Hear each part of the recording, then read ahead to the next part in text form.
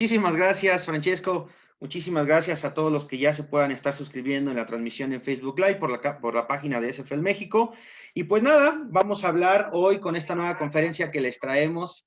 Permítanme tantito solo porque desactivar los videos, si no se nos va aquí a viciar la comunicación.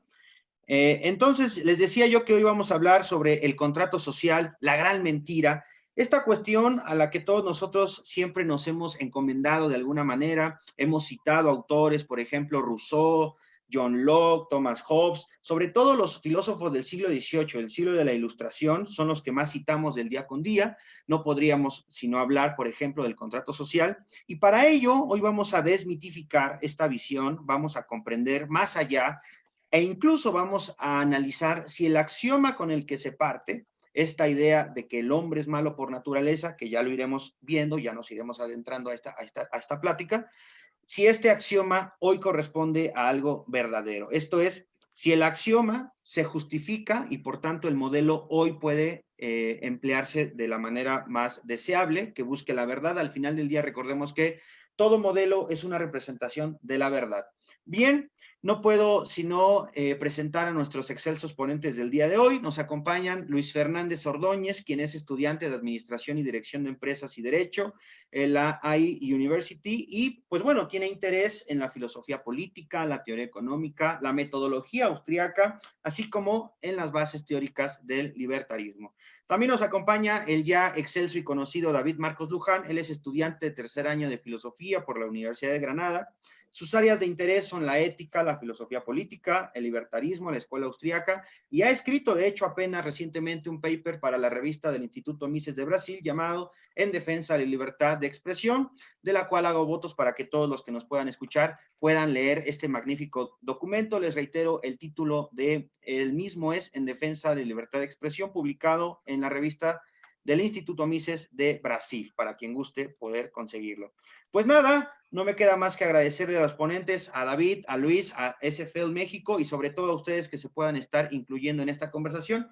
Antes quiero darles un breve resumen, un breve detalle de lo que va a plantear esta misma charla y me voy a auspiciar del texto del maestro Norberto Bobbio, específicamente del liberalismo y democracia, en donde ya se inscriben parte de las nociones que hoy vamos a platicar nosotros. La primera, y podríamos decirlo, la cuestión más apremiante hoy por hoy es la libertad de los antiguos y de los modernos. Cuando nosotros nos adentramos al tema de la democracia, pensamos que la democracia como forma de gobierno es el fin último, el más acabado, lo más logrado, es en este sentido la forma de gobierno por excelencia y podríamos atestiguarlo con la libertad de los antiguos, si es que se tuvo. Bueno, pues lo que hizo Norberto Bobbio fue retomar esta idea y suscribirla en la libertad de los antiguos y los modernos, en donde la existencia actual de estos regímenes llamados liberal democráticos o de democracia liberal nos va a inducir a creer que el liberalismo y la democracia, dice Norberto Bobbio, sean interdependientes. Por el contrario, el problema de sus relaciones es muy complejo. Hoy, en la acepción más común de los dos términos, uno por el liberalismo nosotros vamos a entender una determinada concepción del Estado, esta concepción en la que, por cierto, va a profundizar David, se va a entender desde la cual, según el Estado, tiene poderes y funciones limitados. Ya con John Locke lo va a retomar David, y como tal se va a contraponer tanto al Estado absoluto, totalitario, despótico, como al Estado que hoy llamamos social. Bien, por democracia, por otra parte, ¿qué se entiende? Bueno, el demos, el pueblo, y el kratos, el poder del pueblo, pero vamos más allá. Por democracia vamos a comprender una de las tantas formas de gobierno, en particular aquella en la cual el poder está en manos no de unos cuantos, sino de la gran mayoría. Vamos a comprender ello ya con el siglo XVIII, cuando nosotros, mediante el auspicio de la voluntad general, según Rousseau, se apoya el poder absoluto o el poder monárquico. Un Estado liberal no es por fuerza democrático, eso tenemos que comprenderlo, más aún históricamente se realiza en sociedades en las cuales la participación en el gobierno está muy restringida, limitada a las clases pudientes. Podríamos pensar aquí en la ley de hierro de Robert Michels, justamente cuando planteaba que quien dice organización dice oligarquía. Un Estado liberal, incluso el Estado liberal clásico, hoy está en crisis por el avance progresivo de la democratización. Ya en una tesis de Indira, cuando planteaba la parte de Max Weber, resulta ser que incluso los partidos políticos sucumben, se corrompen ante el proceso democratizador, en tanto que principalmente los partidos políticos tendrían que sacar lo mejor, lo más preparado de las esferas, ya sea públicas o de poder, para poder, digámoslo así, conllevar a una mejor forma de gobierno democráticamente hablando. Pero como los partidos políticos caen o sucumben en este proceso democratizador que conlleva a una crisis del avance progresivo, lo que hoy tenemos es partidos políticos que gestan simples demagogos o lo que podríamos decir en palabras de Max Weber, políticos que viven de la política y no para la política. Esto es un producto de la ampliación gradual del sufragio hasta llegar al sufragio universal. Ya para cederle la palabra a nuestros ponentes, porque seguramente ellos nos engalarán con mejores ideas, voy a culminar diciendo que Rousseau privilegiaba el cuerpo soberano auspiciándose de la voluntad general, puesto que según esta voluntad general, como es de todos, es universal, es vasta, es amplia, todos no nos podemos equivocar. Pues bien, sea cierto, David, que no podemos equivocarnos, sea cierto lo que decía Rousseau, nosotros como voluntad general hemos delegado nuestro poder a un bien soberano y este soberano es irrestrictamente verdadero, es inamovible o nos hemos equivocado en la concepción del contrato social. Pues bueno, David, te cedo los micrófonos, te agradezco sobre todo que hayas aceptado la invitación. Enhorabuena. Pues muchas gracias a ti y a SFL México por invitarme. Y nada, y vamos a hablar, o sea, yo me voy a ocupar un poco de la parte de explicar lo que dicen los tres filósofos en cuanto al campo de filosofía política respecto a estos temas que estamos hablando, que es el del contrato social y lo que hay que entender previamente para entender el contrato social en nuestros autores, que es un concepto que es el de estado de naturaleza. Y los tres autores que vamos a manejar aquí van a ser Hobbes, John Locke y Rousseau. Así que vamos a empezar con ello. A ver. El estado de naturaleza, pues, como lo entienden los tres, es como una época, lo entienden como una época muy antigua, donde había una comunidad política en la cual no había un Estado. Y según lo van explicando, parece que es una época bastante lejana a la nuestra. Y entonces nos surgen varias preguntas conforme vamos avanzando en la lectura de estos tres autores. La primera es si realmente existió este estado de naturaleza, que es, y ya algunos teóricos criticarán esto de si existió o no, que es lo que se conoce, sobre todo en sociología y antropología, que es lo que se conoce como teoría predatoria del Estado. Luego, si dando por hecho que existe el estado de naturaleza, podemos volver a él, es decir, tenemos la posibilidad de, si queremos volver al estado de naturaleza, no tal como lo explican ellos, no un estado de naturaleza que nosotros no inventemos donde sea una comunidad política sin Estado. Y luego, la tercera es que en el caso de que podamos volver al estado de naturaleza, en el caso de que esto sea posible, ¿sería deseable volver a un estado de naturaleza? Y estas son tres preguntas principales que surgen en cuanto de reflexión que nos pueden surgir al leer los textos de ellos. Y bueno, voy a comentar el origen del concepto de estado de naturaleza.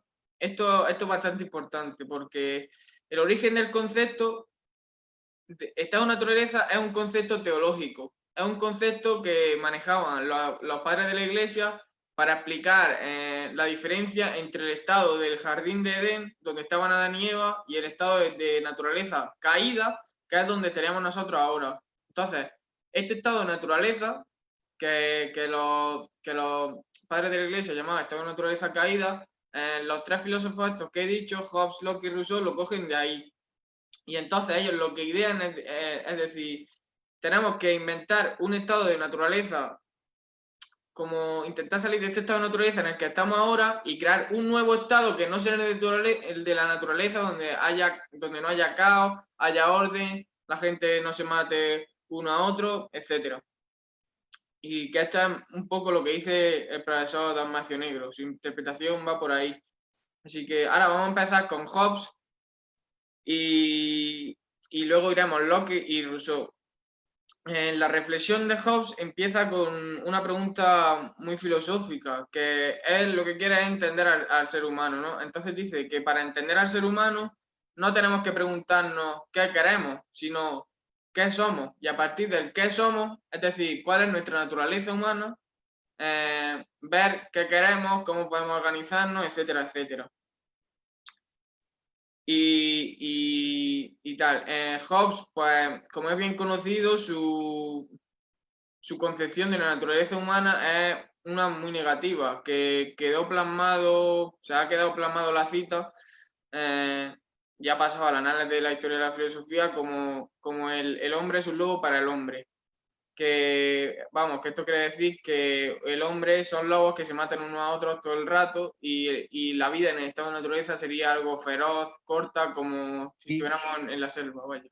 que de hecho, justamente como lo planteas, la idea no es centralmente de Hobbes, viene de Plauto en la inscripción latina Homo homini lupus, el hombre es el propio Claro. lobo del hombre, y bien lo planteas. Ahora, el axioma es tajante. Como el hombre es malo desde la naturaleza, inherentemente, si lo queremos ver ya desde los griegos, la esencia del hombre es ser malo. Si lo queremos ver desde los existencialistas, la virtud del hombre es ser malo. Estamos volcados hacia la virtud de la maldad. Fíjate la ironía de la vida. Ahora, ¿el axioma tú crees que se pueda racionalizar tanto como para conllevarte a un modelo científico plasmado en el contrato? Sí, en efecto, ese es el origen y cogen mucho esto en este sentido, a pesar de ser filósofos modernos, cogen del aristotelismo esto de analizar las cosas por la naturaleza de las cosas.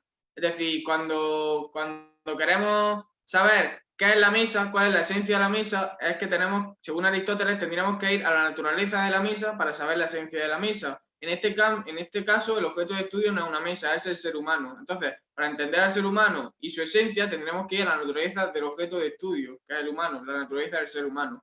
Fíjate que yo comentaba esto de la concepción de la naturaleza humana de Hobbes con mi profesora de filosofía española y estamos comentando esto de el hombre es un lobo para el hombre, pero y decía mi profesora, ojalá, porque los lobos viven en manada y según Hobbes hace de esta interpretación del lobo, nos presenta a todos como lobos solitarios y no como lobos en manada. Y bueno, dentro de la antropología de Hobbes o de cómo entiende él al ser humano, por así decir, digamos que el motor que mueve, o sea, para Hobbes el humano siempre está actuando, nunca está quieto. Y el motor que lo mueve a actuar es precisamente la búsqueda de la felicidad. Que, bueno, como en plan, ya se sabe muy bien el famoso lema liberal de Life, Liberty and the Pursuit of Happiness. Pues ese Pursuit of Happiness es la búsqueda de la felicidad, que se entiende como satisfacer nuestros deseos, vaya. Así que vamos a pasar ahora a explicar un poco las características que tiene el estado de naturaleza en la filosofía de Hobbes y tal. Cómo pasamos de buscar nuestra felicidad, ¿no? a estar en guerra unos con otros todo el rato, de forma continua. El Lo, primer lo, lo, rasgo... lo que pasa que también no hay que olvidar que para Hobbes no existe el fin último, ¿no? Incluso Hobbes revierte todo lo que los clásicos habían hablado del fin último, el fin teleológico. El fin último, dice Hobbes, parecería mecánico, Claro, dinámico claro. sobre todo, ¿no? Es dinámico en tanto que siempre lo buscamos, pero no existe un fin último. Por tanto, el hombre, al querer ser feliz y reconocer que no existe un fin último, no completa esa felicidad, ¿no? Es como la esperanza en Nietzsche. El peor de los males, dice Friedrich Nietzsche, es la esperanza. Pues bueno, para Hobbes, Claro, la claro. felicidad va a ser a la vez la infelicidad, porque como es dinámica, es inalcanzable, es como el río de Heráclito, nunca va a ser el mismo río. Por tanto, cuando yo quiera regresar al río en que fui feliz, oh sorpresa, ese río ya no es, ahora es otro, ¿verdad? Claro, claro.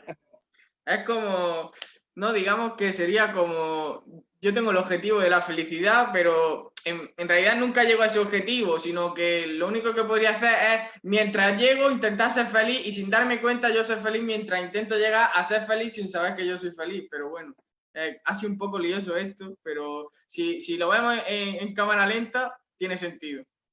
Pues lo he dicho así muy rápido. Entonces, el estado de naturaleza, las características que tiene en Hobbes es el poder, que los humanos, aparte de buscar la felicidad, también buscan acumular poder.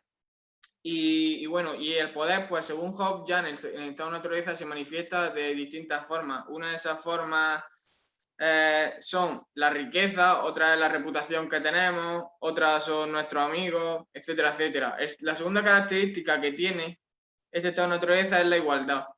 Y es que más o menos Hobbes dice que los humanos somos bastante iguales, es decir, que más o menos somos todos iguales de fuertes y más o menos somos todos iguales de listos. Lo que es un problema, según él, porque claro, si todos somos iguales, más o menos igual de listos y más o menos igual de fuertes, cualquiera puede matar a cualquiera, ¿no? Es que él siempre lo ve con esta visión negativa, de cualquier característica, darle la visión negativa y nunca ve la cara positiva. Por ejemplo, si somos todos más o menos igual de listos y más o menos igual de fuertes, pues ¿por qué tenemos que matarnos uno a otro y no cooperar? Es decir, siempre ve la parte de no cooperación, de lucha, que viene por su naturaleza humana. Luego, la tercera característica que tiene el estado de naturaleza, aquí ya no coincide, o sea, se separan los autores mucho en este tema en concreto, que es el tema de la escasez. Para Hobbes, en el estado de naturaleza, sí hay escasez desde el principio, porque si no hubiera escasez, según él, no habría conflicto. Y el cuarto rasgo de su estado de naturaleza es la incertidumbre, que no podemos saber el futuro en estado de naturaleza. Es una situación de caos que solo Dios puede conocer el futuro ahí. Entonces, claro, nadie es tampoco invencible, ni en el estado de naturaleza, ni fuera de él, ni en ningún lado. Solo hay una cosa invencible, que son los impuestos y la muerte. Eso es lo único invencible que puede haber, como decía Benjamin Franklin. Bueno, pues no te creas, hay quien los evaden, aunque después los agarran, pero hay una paradoja también curiosa, ¿no? Si te meten a la prisión por no pagar impuestos, Claro, vas a vivir de los impuestos que los demás paguen, ¿verdad? Claro. Sí, conozco esa paradoja, es muy curiosa, la verdad. Y bueno, volviendo al tema este de la incertidumbre, no sabemos qué va a pasar. No se puede predecir el futuro en el estado de naturaleza y nadie es invencible. Y claro, todo el mundo puede ser atacado. Nadie es tan poderoso en el estado de naturaleza como para no ser atacado. Todo el mundo alguien puede venir, seas quien sea, y atacarte o hacer una violación a tus derechos o lo que sea. Aunque claro, en Hobbes, en el estado de naturaleza, no hay derecho ni ética, como ahora comentaremos. Entonces, al todo ser al cada individuo ser un potencial invasor de otro individuo, todos los individuos se ven a ellos mismos como amenazas. No se ven como vamos a llevarnos bien, podemos ser amigos. Establecemos una regla y nos llevamos bien. No. Él lo ve por el lado contrario, por el lado negativo, de no vamos a cooperar nunca. Así que yo te veo como amenaza, aunque pase lo que pase, vaya. Y bueno, y ve la amenaza a la vida del individuo y a las distintas propiedades que tenga. También Hobbes apunta a que los individuos, por su naturaleza, son egoístas, buscan satisfacer sus deseos, buscan hacer cosas que a ellos les gusten, buscan su propia felicidad individual, por así decir, y que también el individuo es racional, es decir, busca los mejores medios para conseguir aquellos fines que desea. Y bueno, el tema del derecho. En el estado de naturaleza de Hobbes no hay normas morales ni hay normas legales, es decir, no hay ética ni moral ni tampoco hay derecho. Esto surge cuando surge el Estado, que aquí coincide con Rousseau, Hobbes coincide con Rousseau, con Locke no. Y, por ejemplo, Sí, no, porque Locke va a hablarte de derechos inherentes a todo individuo, ¿no? Exacto. Porque vamos a catalogar el ciudadano una vez que surge el Estado, vamos a llamarle individuo cuando estamos en estado de naturaleza, ¿no? Locke bien va a plantear estados inherentes a los individuos, que ya después el Estado va a salvaguardar, no a otorgar, porque ya estuvieron existentes previo al Estado, sino que va a salvaguardar. Y en este caso estoy totalmente de acuerdo contigo. Rousseau y Hobbes comparten la idea en que los derechos se le otorgan al ciudadano una vez que se instaura el Estado. Ahora, cuando hablaste de la felicidad, quisiera recordar un poco el Leviatán, que es el texto cumbre de Thomas Hobbes, porque Hobbes parte de la idea, no de la razón, ojo, comprende que la felicidad se alcanza con la razón, con este dinamismo que ya hablamos, pero Hobbes plantea que para poder crear convenios, porque la traducción más fiel sería un convenio, ya Rousseau habla de contratos, Hobbes habla de convenios, para poder establecer convenios entre personas, lo primero y más necesario, y de hecho aquí te va a gustar la idea porque es muy de Wittgenstein, de hecho Hobbes se adelanta un poco a Wittgenstein, ¿no? Vaya, Con la vaya. idea de el intercambio, el lenguaje. Para Hobbes, lo más Sí, sí, sí, importante sí. entre animales es el lenguaje y no la razón. Esto es algo importante porque muchos filósofos, y de hecho se repite, no me dejarás mentir, David, tú estudiante de filosofía lo sabrás muy bien, para todos los filósofos la razón es esta diosa, este faro, ¿no? Esta esquela que nos va a encaminar hacia el horizonte y vamos a llegar al vasto universo. Bueno, pues para Hobbes no. Hobbes lo instaura en el Leviatán justo que para poder crear convenios, lo importante es el lenguaje, el diálogo y ya posteriormente la razón, ¿no? Entonces, ¿qué piensas al respecto, David? Sí, sí, eso es cierto y de hecho lo he estudiado en la asignatura de filosofía del lenguaje, que dimos la filosofía del lenguaje de Hobbes y también la de Locke, porque Locke también tiene su propia filosofía del lenguaje. Lo que pasa es que los planteamientos de ellos, pues ya como que aparentemente yo, como no estoy muy metido en filosofía del lenguaje, no lo sé, pero parecen ser que han sido refutados y superados. Pero yo ahí tampoco me quiero meter porque de filosofía del lenguaje no manejo mucho, vaya. No, sobre todo han sido superados, por ejemplo, vamos a pensar en la idea del color.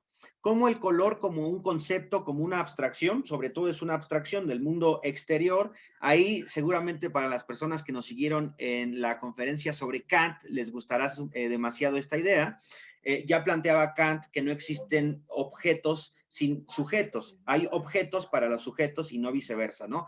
Entonces, los colores que nosotros vemos, así los hemos determinado. Pero mira que si nos metemos a la física, sobre todo al planteamiento de Newton y posteriormente a lo que plantea Goethe, por ejemplo, Goethe tiene su pirámide de colores, ¿no? Y Goethe relaciona el color con una cuestión psicológica. Entonces, Goethe ya se inmiscuye a la psicología del color, como por ejemplo el color verde nos otorga esta serenidad, esta tranquilidad, y sobre todo el color verde lo vemos como algo positivo y el rojo como algo de alarma, ¿no? De emergencia. Ahora, Goethe, evidentemente ya más adelantado a estas concepciones, por ejemplo, Aristóteles lo planteaba como, bueno, ya te imaginarás el tema del éter, por ejemplo, ¿no?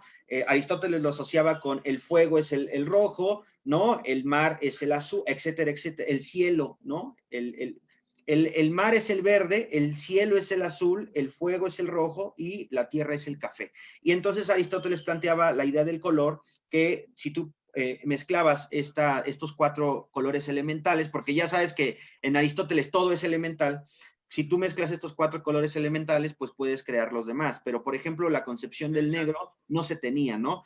Ya tendría que llegar Isaac Newton diciendo que el negro también era un color, pero era un color de la abstracción. Y eso ya tiene un sustento más filosófico. Pero bueno, continuando con este tenor de ideas al respecto, ya hemos planteado un poco a Hobbes. Ahora, ¿qué podrías decir con John Locke para seguir esta línea? Porque John Locke con Hobbes parten de 2 conceptos distintos. Reitero, el axioma de Hobbes es: existe un estado de guerra de todos contra todos que se le va a llamar naturaleza. Como la razón de todo hombre es la paz, que se busca la paz, vamos a construir un eje rector que va a ser el Leviatán, ¿no? Sobre todo hay que tener una cosa muy curiosa.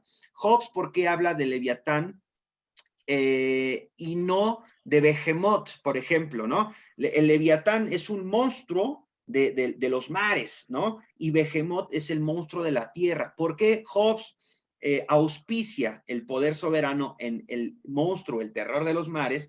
Porque evidentemente está apoyando a su propia patria, ¿no? Está apoyando a su propia patria. Sí, exacto, Inglaterra. Y Inglaterra en ese momento es era la ultra, guerra, es el de la guerra. claro, Claro, por eso pone a Leviatán, una bestia marina, como con el báculo, la corona, y no pone a Behemoth. Si hubiese sido su patria potencia terrestre, exactamente, exactamente, hubiese puesto a Behemoth, ¿no? También hay unas concepciones exactamente. muy interesantes, como los filósofos incluso plasman sus tesis con respecto a la realidad que están viviendo, ¿no? Ujú.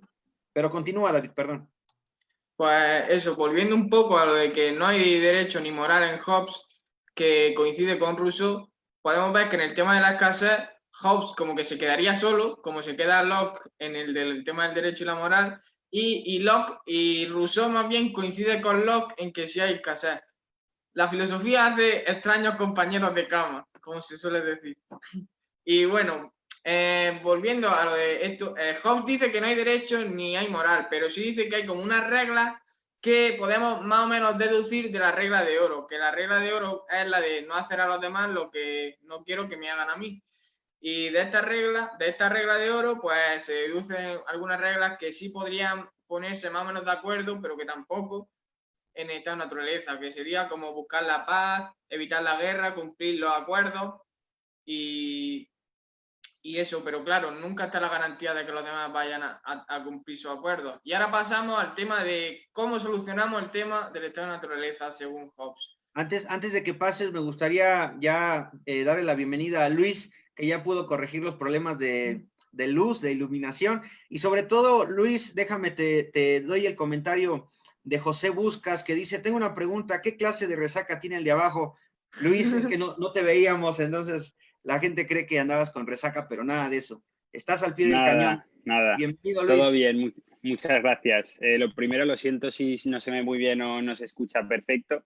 La verdad es que he tenido un rato complicado con todo el tema de la conexión y demás, pero bueno, parece que ya más o menos está estabilizado y a ver si podemos seguir para adelante. En cualquier caso, he podido escuchar todo perfectamente a David y demás, o sea que fenomenal. Muchas gracias. Pues mira que se te ve y se te escucha bien, entonces prosigamos. Ahora sí, ya dando las respectivas bienvenidas, prosigue David, perdón.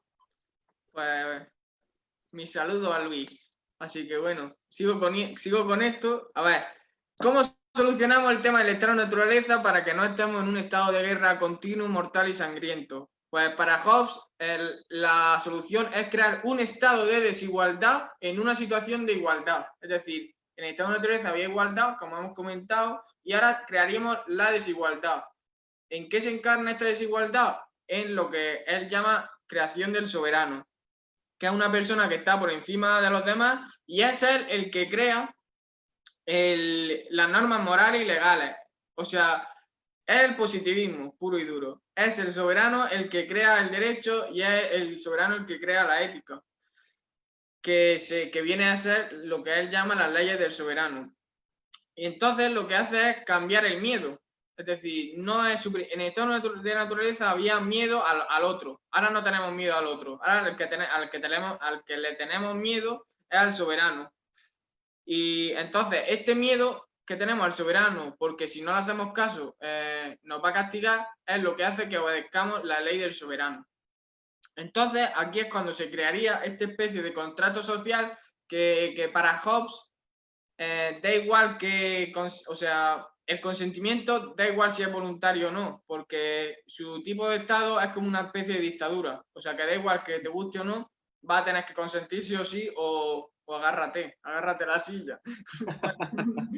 Y que conste que todavía no estaba teorizado el poder legítimo de la violencia con Max Weber. Ya Max Weber apuntaba ese error, bueno, no error, además, era ese derecho sobrenatural, porque técnicamente, de hecho, la palabra sobrenatural está muy bien escogida, ¿eh? El Leviatán es un hombre mecánico, por tanto es un hombre sobrenatural, es no mecanicista. Ahora, exacto, sí. Entonces, Hobbes dice que el Estado es Deus Mortalis, es decir, que el Estado es Dios mortal, es Dios en la tierra. Y aquí podemos ver el inicio de lo que luego cogerá la Revolución Francesa y el socialismo. Querer llevar el paraíso de los cielos a la tierra. Y como decía Karl Popper, todos los que prometen el cielo en la tierra, nada más que han traído el infierno. Y bueno, volviendo al contrato social, eso, que es como una dictadura y bueno, tu opinión y tu voluntad y tu libertad da igual, haces lo que él diga.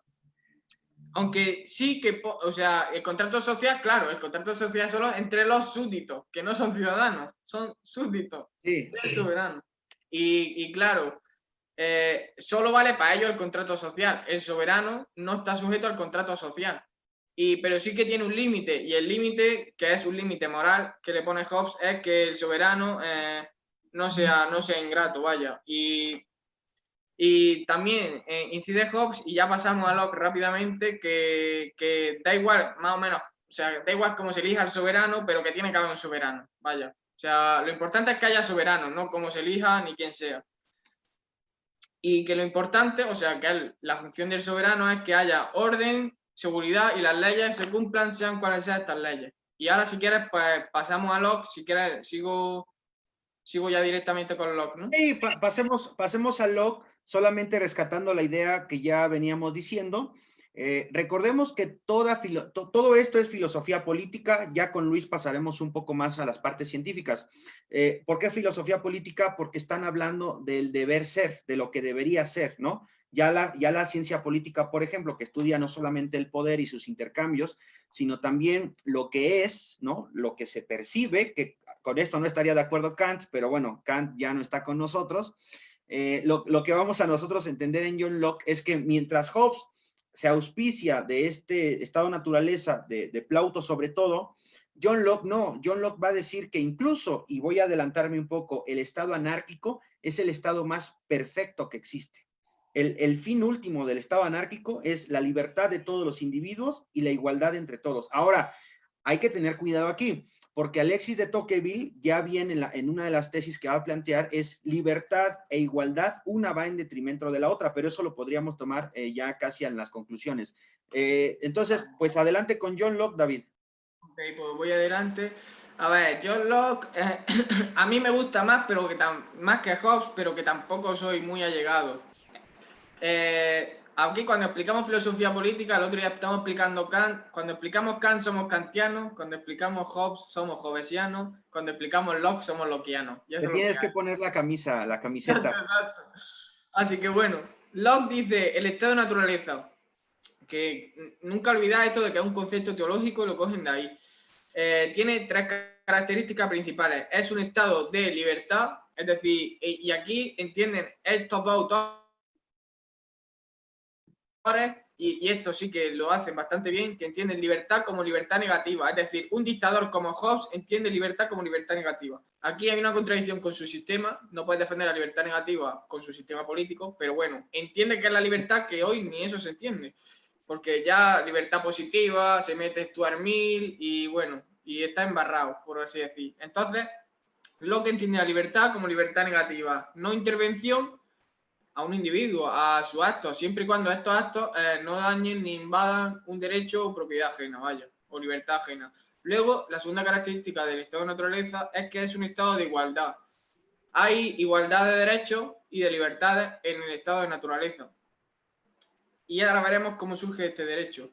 Y que es, o sea, el derecho es lo que entiende derecho como derecho natural, que viene de la ley natural, que encuadraríamos en la tradición de tomista de Santo Tomás de la ley natural. El primero que, o sea, Aristóteles fue uno de los primeros yo diría el primero que inventó la ley natural, pero él dice que conocemos la ley natural por la experiencia. San Agustín dijo que conocíamos la ley natural por la revelación de Cristo, es decir, sabemos lo que es natural, la ley natural, derechos naturales, por la revelación, haciendo y copiando lo que hace Cristo, que es Dios encarnado, es el verbo hecho carne, por así decir.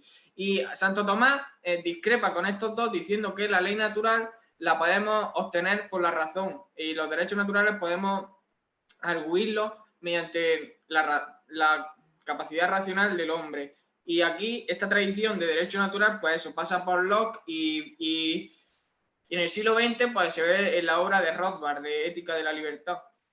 Y bueno, Hobbes no defiende nada de la ley natural, sino solo lo de la regla de oro, o sea, las reglas que él defiende en toda naturaleza, lo de las reglas de oro y lo que se deduce de esta, vaya. Y el Locke no, el Locke, o sea, es partidario de esto, de la ley natural por la razón y varias cosas más. Por ejemplo, que es positivo y bastante natural, por así decir, el querer preservarse a uno mismo y el querer preservar a los demás. Esto lo manda la ley natural y la ley natural es siempre verdadera porque Dios lo manda. Porque aquí hay como dos ramas de ley natural. La ley natural, que es la voluntarista, y la ley natural intelectualista o racionalista.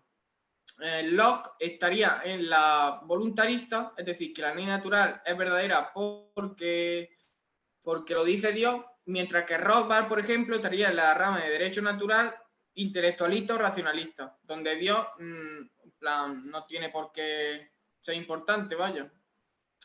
Así que básicamente esto sobre ley natural, aunque se podrían decir más cosas. Pero claro, estas tres características no son suficientes para que podamos evitar la guerra, sino que Locke dice que hace falta algo más. Esto que hace falta sería el derecho a castigar a los que no cumplen la ley natural. Y aquí seguimos hablando del estado de naturaleza. Por ejemplo, tendríamos derecho nosotros a castigar a aquellas personas que invadiesen la vida, la libertad, la propiedad privada de otras, sin su consentimiento, obviamente.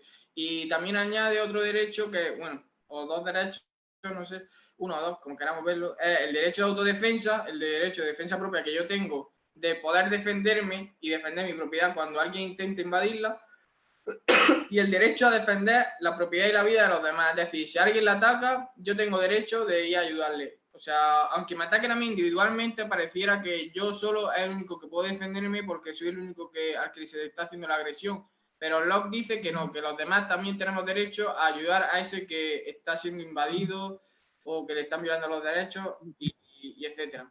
Y hoy el tema que tú bien planteas de la defensa legítima a nivel mundial está tomando mucho eco, ¿eh? Acá en México, por ejemplo, tuvimos un caso, ¿no? De un transporte público en el que iba una persona, se suben a asaltar y las demás personas pues logran evitar el asalto, pero sobre todo hacen justicia por su propia mano. Entonces aquí el Estado civilizado se ha perdido, el Estado de la ley ya no funciona y la gente empieza a repartir golpes a diestra y siniestra. Ahora, ¿se justifica o no? Lo vimos con el profesor Brandon Carmona en una conferencia que tuvimos con Red Mundial de Jóvenes Políticos. Hablamos de la defensa legítima y vimos que efectivamente debería ser completamente válida, pero a veces las lagunas dentro de la ley no permiten que este proceso se lleve a cabo de manera, pues, realmente transparente o diáfana, por ejemplo, ¿no? Ahora, cuando planteabas el tema de San Agustín, hay una cosa muy interesante.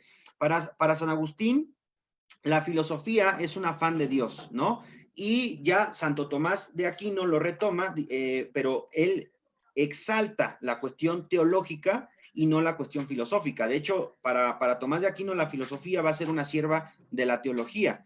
Y justo la expresión de Dios se da mediante la razón, según estos dos filósofos, que no los primeros, porque el primer filósofo cristiano fue Justino.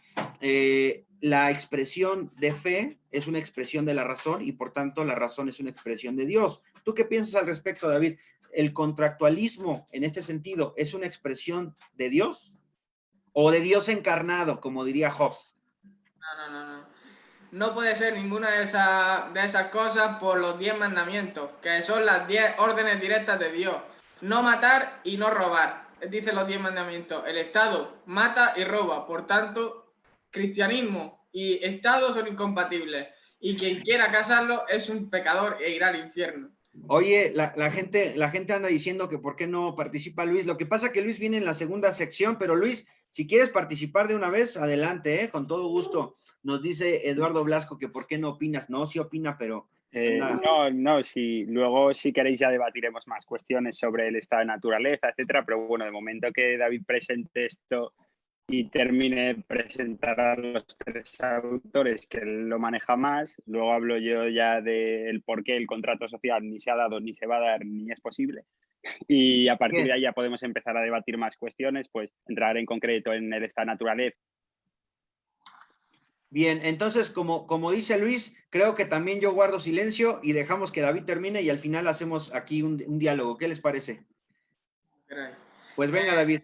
Yo solo digo que, en plan, que si yo me estoy alargando mucho, que me cortéis y empezamos a discutir. Que es que tampoco quiero yo ocupar todo el tiempo ni nada, tío. No, tú estás muy bien con John Locke. Estábamos con John Locke y después te vas a meter con quien para muchos, porque he de decir la verdad, de los primeros filósofos que a mí me agradaron bastante, posteriormente ya tuve que entrar en razón un poco, fue Rousseau. Rousseau, cuando uno lo lee de entrada a Rousseau, dices, bueno, es que Rousseau era genial, pero ya lo contrapones con otras visiones y dices, híjole, Rousseau como que andaba muy metido en las artes y las humanidades, pero bueno, por decir algo, David, continúa, David. Bueno, sí, Rousseau una especie de criminal extraño, un filósofo criminal y bueno, uno de los padres del totalitarismo a mi juicio. O sea, Popper decía que eran Platón, Hegel y Marx, pero Rousseau también está ahí dentro, ¿eh? Lo siento por Popper. Pero bueno, volviendo a Locke, que en el estado de naturaleza, para Locke no hay guerra, es decir, y no hay guerra porque hay ley natural. Por el hecho de haber normas morales, no hay guerra, porque la gente más o menos sabe bastante bien. O sea, no toda la gente lo conoce, pero, o sea, por orden espontáneo más o menos saben organizarse sin guerra. Es decir, hay guerra, pero no una guerra continua de todo el rato todos contra todos, sino que es relativamente algo pacífico su estado de naturaleza. Por esto, por la ley natural y por derecho a castigar a otros, vaya. Y en su estado de naturaleza, al principio no hay escasez, porque la población es pequeña y entonces hay de todo para todos. Y en el momento en el que hay escasez, como coincidirá aquí Rousseau, es cuando tiene el Estado que meterse de por medio para resolver los conflictos que surgirían dada el surgimiento de la escasez. Podríamos, mira que podríamos ir planteando alguna pregunta para el final, y ya que Luis le entre al debate al final, entender que política y Estado no necesariamente deben de estar unidas, podríamos separarlas. Me explico. Si tomamos de referencia la idea de Thomas Mann cuando habla de que toda política es un humanismo en tanto que dirime los conflictos, pareciera que el Estado, más que dirimir conflictos, crea los conflictos entre particulares. Entonces, Estado y política pudiesen estar completamente disociadas, pero lo dejo para conclusiones. Continúa, David. Vale. Luego lo comentarán, ¿no? Porque es que se me ocurre una idea aparte de eso. Vale, pues ya está.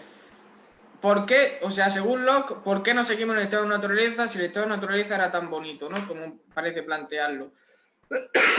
Hay dos razones. Una, porque es difícil, según Locke, interpretar la ley natural y por tanto necesitamos una administración de justicia que haga esta interpretación de la ley natural. Y esta administración de justicia no sería privada ni habría privada en competencia, sino que pasaría a ser el Estado.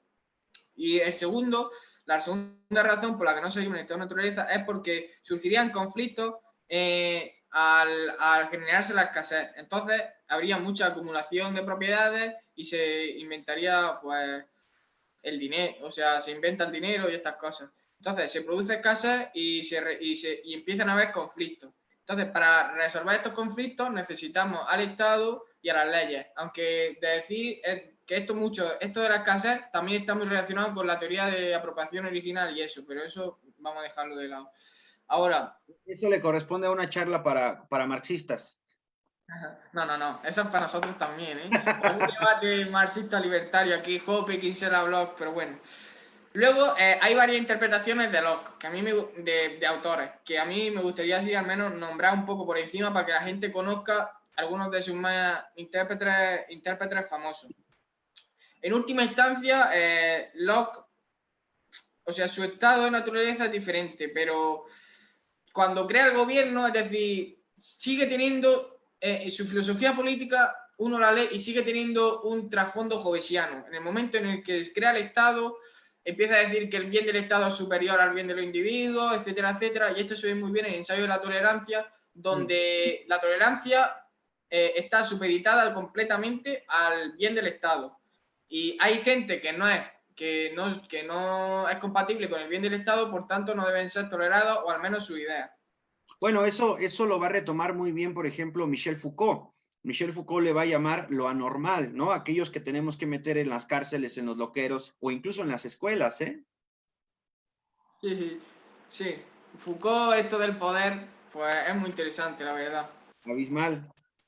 Sí, así que bueno, hay una primera interpretación que es de un señor que se llama John A. Simmons, que es lo que dice que todo el tema este del estado de naturaleza y tal es más un relato moral que un relato empírico / geográfico. Es decir, que lo del estado de naturaleza y tal se puede discutir que hubiera existido o no, pero y es lo que dice es que tiende a ser más un relato moral de cómo comportarse, qué leyes hay que tener, y etcétera, etcétera. Aunque hay gente que ha discrepado de esta interpretación de Simmons. que es la interpretación de Strauss y sus discípulos, que sí inciden en que el estado de naturaleza, Locke lo plantea como algo empírico, histórico, y no como un relato de Locke.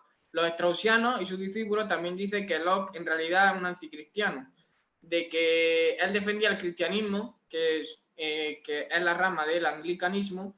A los católicos lo odiaba, los compara con serpientes venenosas y ya sabemos lo que hay que hacer con serpientes venenosas. Y los straussianos entonces dicen que, que Locke era en verdad anticristiano, pero en su época era cristiano para que las autoridades no lo persiguiesen. Y que su estado de naturaleza, y que esto se ve, este anticristianismo, porque su estado de naturaleza es contrario al Génesis. Y luego está el último intérprete, que se llama Dunn, D-U-N-N, que dice que el estado de naturaleza es más una reflexión teológica para mostrar, porque Locke quiere demostrar cómo es la condición humana, ¿no? Aquí recordando a Hannah Arendt.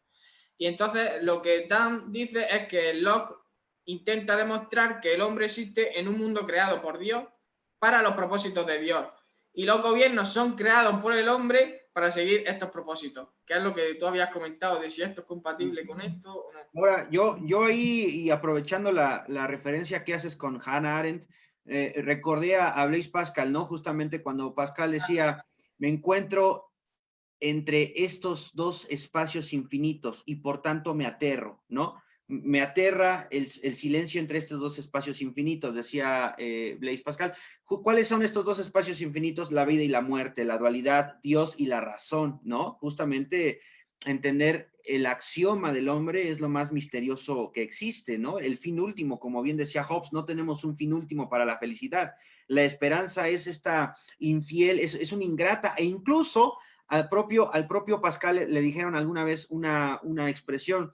La verdad muchas veces es una gran recelosa. ¿Por qué? Porque muchas veces sucumbe más bien ante la indiferencia, ¿no? Una gran coqueta, ya recordé la palabra. La verdad es una gran coqueta porque muchas veces sucumbe ante la indiferencia. ¿Cuántas veces no ha sucedido que gracias a las serendipias, a los eurekas, la gente ha encontrado algunas verdades del universo y no tanto por estar buscándolas, ¿verdad? Pero bueno, David, ¿qué te parece si nos arrojamos ahora a Rousseau, teniendo ya estas concepciones? ¿Qué pasa con Rousseau? Fíjate que comentando Pascal, que a mí el argumento de Pascal es el mejor que he visto para demostrar la existencia de Dios, ¿eh? El argumento este probabilístico, mejor que creas, no vaya a ser que no exista y la has liado. Pero bueno. Bueno, es como la cuestión con la vida extraterrestre. Alguien se planteaba, ¿no? ¿Cómo es posible que en el vasto universo y sobre todo expansible, pensar en que no exista otra vida sería tan arrogante como decir que la nuestra es la primera y última, ¿no? Claro, es mejor pensar que existe vida extraterrestre en tantísimos planetas que se están creando y conformando que pensar que no existe. Es lo mismo con los dioses, ¿verdad? Más vale, aunque sea ateo, más vale creer en uno, aunque sea porque... No te la juegues, no te la juegues. No vaya a ser como dicen algunos. Exacto. Bueno, empezando con Rousseau, vamos a describir un poco primero lo que él entiende, o sea, su concepción del individuo y de la naturaleza humana, cómo entiende al individuo y esto. Lo primero, Rousseau se lanza a describir las motivaciones humanas, ¿no? Que aquí está de acuerdo con Hobbes y Rousseau de que nosotros tenemos un deseo de autopreservación de nosotros mismos y de los demás. Y aquí es donde mete la compasión. Esto que luego también retoma Adam Smith en la teoría de los sentimientos morales y muchos otros autores. Que sobre todo la compasión, que Locke la deja más de lado, a pesar de ser cristiano, o sea, la nombra, pero que no le da mucha importancia. Hobbes sí le dio más importancia, porque Hobbes, diciendo esto de la compasión, dice que nos produce repugnancia ver sufrir a los demás, vaya. Oye, pero entonces el sentimiento de compasión está revestido de un sentimiento negativo, porque la compasión entonces es aludir a te doy, por ejemplo, de manera de limosna, por pena, ¿no? No encuentro la palabra correcta, pero te doy limosna por pena, ¿no? Para evitar tu hambre, o simplemente paso de largo, ¿no? No te veo y entonces es como si no existieras. ¿Qué diría el objetivismo al respecto? El objetivismo critica muchísimo esto, ¿eh? Ayn Rand fue completamente mordaz cuando propone el egoísmo racional. Ella simplemente dice no darle dinero a nadie, ¿no? Que lo trabaje. En fin, es muy interesante lo que plantea Ayn Rand. Pero bueno, continúa, David. Y antes de Ayn Rand, Max Stirner, que a mí me gusta mucho también, pero bueno. Y bueno, a ver, la concepción de naturaleza de Rousseau. Pues aquí se sitúa contra Hobbes, es decir, al contrario de Hobbes y de Locke. En cuanto al tema de que los rasgos que Rousseau dice que los rasgos que Hobbes y Locke analizan para describir al humano creen que son rasgos naturales, y Rousseau dice que no son naturales, que lo natural era antes de que ellos analizaran, o sea, tienen que analizar antes del individuo que analice. Es que, a ver si lo explico bien. Hobbes y Locke investigan, analizan al individuo de ahora, de su tiempo, y Locke dicen que el individuo de su tiempo es algo que tiene características naturales, y Rousseau dice que no tiene características naturales, sino que ya están pervertidas, porque su concepción de la naturaleza corrompida, sino porque su concepción de la naturaleza humana es positiva, es decir, es que el hombre es bueno y es la sociedad la que le corrompe. Sí. Exactamente. E incluso el hombre es libre y a doquiera que va se encuentra encadenado, decía Rousseau también, ¿no? Muy interesante esta situación. Ahora, ¿qué piensas con respecto cuando Rousseau plantea la idea que todo hombre debe deshacerse de los atavíos, de las prendas que posee para ser virtuoso? ¿Las personas pueden desprenderse de todas estas atavios, de todas estas prendas, o eso es imposible? Esa es una primera cuestión. Ahora, hay otra cuestión. Si según la voluntad general nunca erra, porque es de todos y el todos no se puede equivocar, ¿se justifica el poder soberano? Porque el poder soberano en Rousseau está auspiciado en la voluntad general, en tanto que el todos no puede jamás errar. Y una tercera y última cuestión, David, si me lo permites, para pasar ya a Luis. La tercera cuestión que te plantearía es la siguiente. En Rousseau a mí me parece una contradicción impresionante cuando plantea que existen miles de ideas que no pueden ser traducidas al lenguaje del pueblo. Bueno, pero pues no, que la voluntad general no puede errar. ¿Cómo me dices tú que hay ideas que no pueden ser traducidas al lenguaje del pueblo? Entonces, es como lo que le pasó a René Descartes. Sí, la existencia interna, pero no la existencia externa sin Dios. No, a ver, o sí o no. En Rousseau pasa lo mismo. Para querer justificar la voluntad del soberano, se emplea de la voluntad general o la voluntad... Gracias, sí. Exacto. Alguien planteaba, y de hecho sí tiene razón, ahora mismo digo quién, que si el Estado anárquico no es un oxímoron, efectivamente, ¿no? Es un oxímoron. Decir Estado anárquico es un oxímoron, es muy cierto. Bien, ¿qué piensas al respecto, David, de estas tres cuestiones que te planteo? Pues lo primero que has dicho, esto de querer quitarse todas las cadenas de la influencia, es un rasgo típicamente ilustrado. Por la razón de desprenderse de todo lo que antes había habido y yo inventar mediante mi racionalismo constructivista nuevas cosas que no tienen nada que ver con lo antiguo, que eso es algo muy ilustrado. Yo creo que eso no se puede hacer ni siquiera teóricamente, por lo que decía Ortega y Gasset.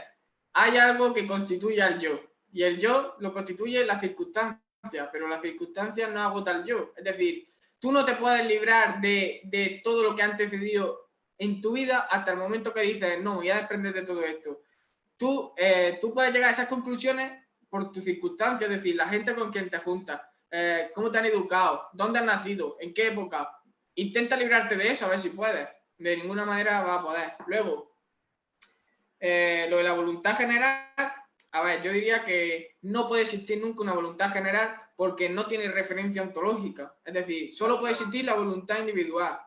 Lo de referencia es un poco lenguaje freudiano y a lo mejor la gente no entiende. Es decir, que en el plano teórico, voluntad general, o sea, Rousseau utiliza la palabra de voluntad general, que es como algo perfecto que no se puede equivocar y es como la manifestación de la democracia participativa, de las opiniones de todos. Pero claro, esto podría ser verdadero si ontológicamente existieran los grupos. Como ontológicamente no existieran los grupos, ni nada que sea general, ni creo que nada más allá del individuo, dejando de lado la cuestión de Dios, no puede haber una referencia ontológica para la voluntad general, y no puede haber voluntad general alguna porque no hay un grupo que sea la referencia a esa voluntad general, porque al solo existir el individuo, solo puede ser compatible con la voluntad individual, porque hace como un salto ontológico. Quiere ir de pensamiento a la realidad, y el salto lo hace de voluntad general a grupo, pero claro, el grupo aquí en la realidad no está, solo es un concepto teórico, es una abstracción nuestra. En cambio, con voluntad individual eso no pasa, porque es un concepto teórico que es plausible sin necesidad de la experiencia, pero en cambio luego cuando queremos ir a la ontología, al mundo real, el individuo sigue existiendo, que es la teoría de las sustancias de los filósofos, Aristóteles, Leibniz, Pedro Abelardo. Tienes toda la razón cuando lo planteas, en tanto que la máxima de Ortega y Gasset, soy yo y mis circunstancias. Recuerdo ahora mismo un poema que ya he enunciado en otras ocasiones de Hermandad de Octavio Paz. Soy hombre, duro poco, y ya en el poema soy, me estoy reafirmando a mí, no reafirmas al otro. Empiezas por reafirmarte a ti, soy hombre, duro poco, y miro al cielo y veo las estrellas, y en este momento alguien me deletrea. Claro, lo resumí, pero es la idea. En este momento alguien me deletrea, pero previamente ya dijiste quién. ¿Quién te deletrea? El yo, no el otro. No estás en la otredad. Es como con la subjetividad de René Descartes. No existe el otro, existe el yo, y el yo se mantiene con este subjectum, la subjetividad, y subjetivamente puedo decir que tú existes hoy, David, o que puede existir hoy Luis, y desde su propia subjetividad pueden pensar que yo existo, o estamos todos aquí en la Matrix y todo esto es una invención de vete tú a saber quién, seguramente de Behemoth. Pero bueno, David, te agradezco muchísimo.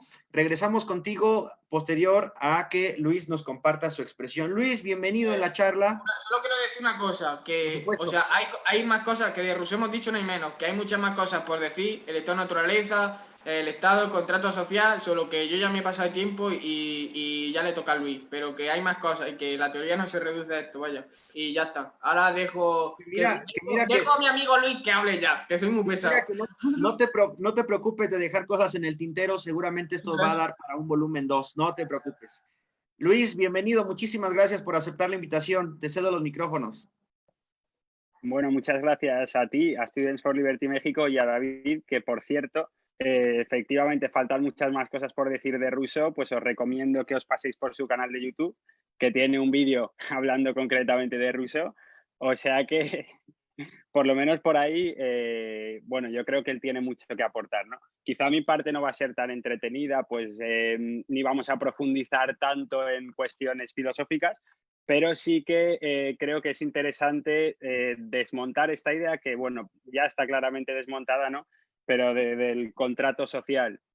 Porque luego, déjenme les digo una cosa, al público que nos está viendo en Facebook Live, déjenme les digo una cosa.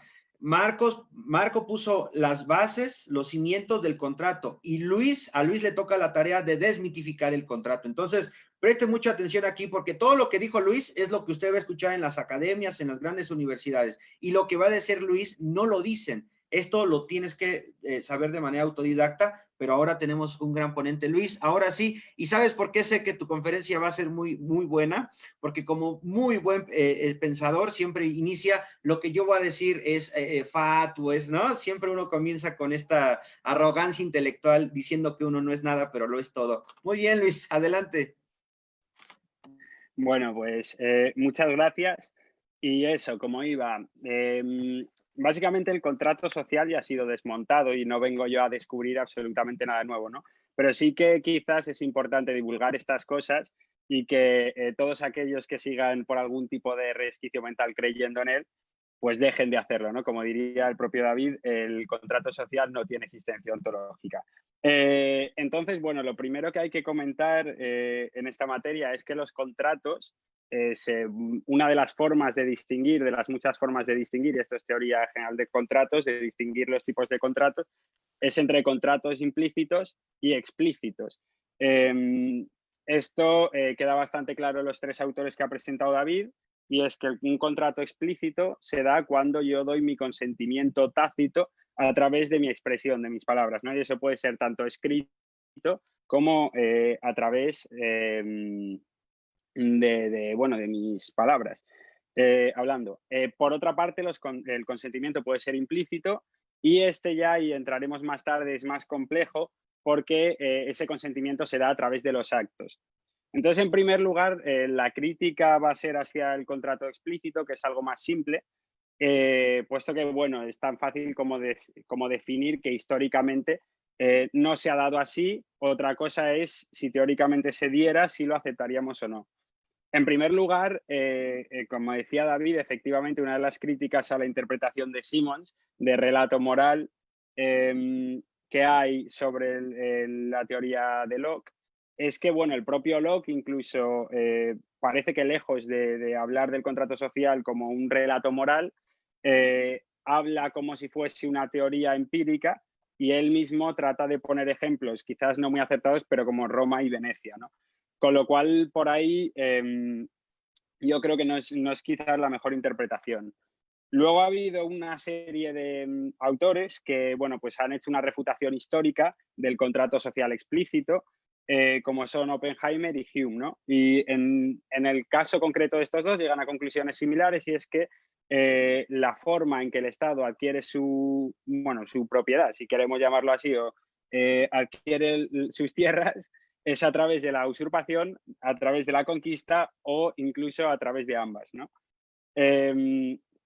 Y lo que sucede después es que pues, hay una especie de contrato original, ¿no? Digamos que es como Hume denomina al contrato social, que termina siendo como una suerte de fe. Es decir, mi familia debe lealtad a esta persona o le ha guardado lealtad a esta persona mucho tiempo o a este Estado, y ya parece que yo debo guardarle lealtad, ¿no? Sin pararnos a pensar efectivamente en cómo ha sido la apropiación original de esos terrenos.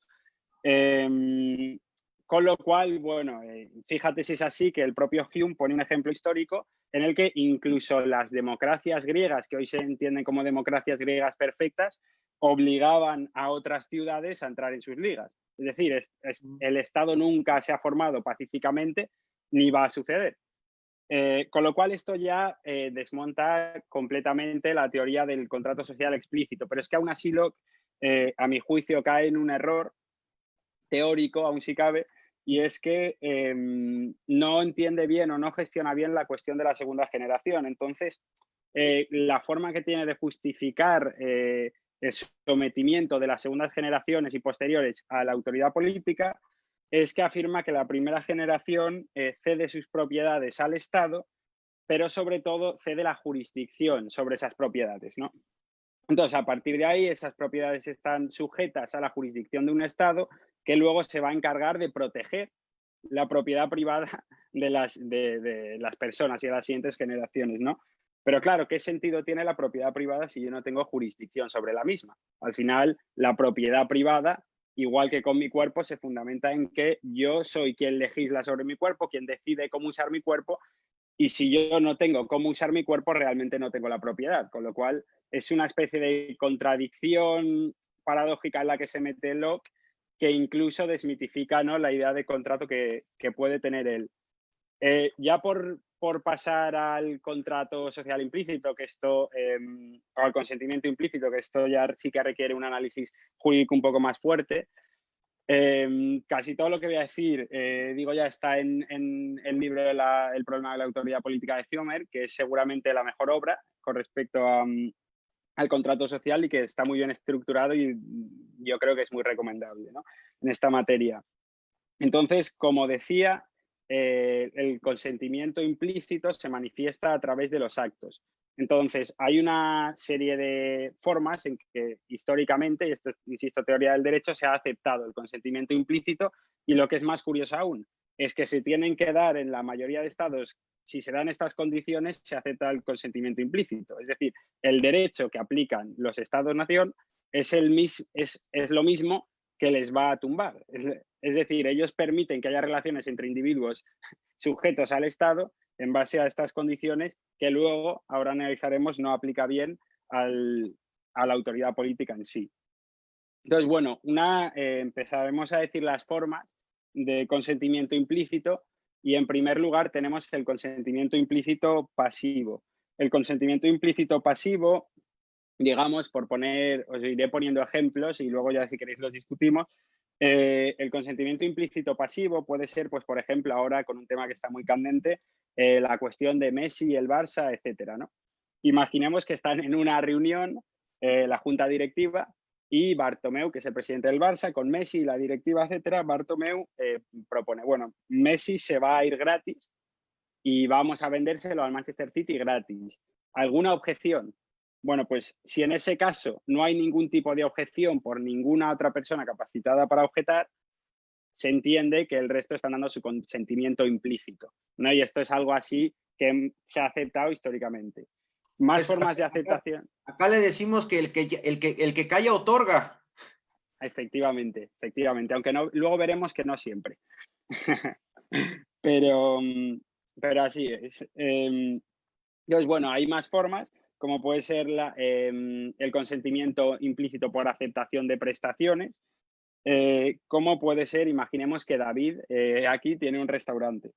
Entonces, claro, yo voy al restaurante y pido un plato, ¿no? El momento en el que me toque a mí pagarlo, yo no puedo negarme a pagarlo, porque se entiende que yo he aceptado, porque he recibido sus prestaciones, he aceptado directamente pagarlas. Luego hay una serie de excepciones a esto que luego veremos, como pues por ejemplo podría ser que yo le advierta de que no lo voy a pagar, etcétera, ¿no? Pero, o me traiga los platos sin pedírselos. Pero de momento sí que podemos confirmar que la aceptación de prestaciones es una forma de consentimiento implícito. Luego hay otra forma que es el consentimiento presencial. Perdonad. Entonces, si imaginemos que yo mañana voy a montar una fiesta en mi casa y decido que quien venga de la fiesta en mi casa os aviso a vosotros y quien venga se tiene que quedar conmigo a limpiar después. Bueno, si hacéis acto de presencia en mi casa, asumo que queréis venir a la fiesta y que os quedáis a limpiar después, ¿no? Entonces ahí se entiende que también habéis dado vuestro consentimiento implícito. Y finalmente, la última manera, digamos, de consentimiento implícito es el consentimiento mediante participación. Que esto sería algo así como si yo digo, bueno, voy a hacer un sorteo, tengo aquí un sombrero, quien quiera participar mete un papel en el sombrero, yo saco un papel aleatorio y el papel que saque, el resto le vais a pagar pues 1 euro, por ejemplo, ¿no? Quien haya metido un papel implícitamente, a través de su participación, ha aceptado comprometerse a pagar al ganador. Entonces, esto sería otra forma más de consentimiento implícito. Entonces, ya aparte de esas formas de consentimiento implícito, hay una serie de condiciones que se tienen que dar para que un contrato implícito sea válido. En primer lugar, y aquí esto ya es un poco más técnico, pero bueno, se hace relativamente ameno, creo yo, ha de existir, digamos, la posibilidad de rechazar el acuerdo sin que se ataquen los derechos de una de las partes. Es decir, y volviendo al ejemplo de Messi, ¿no?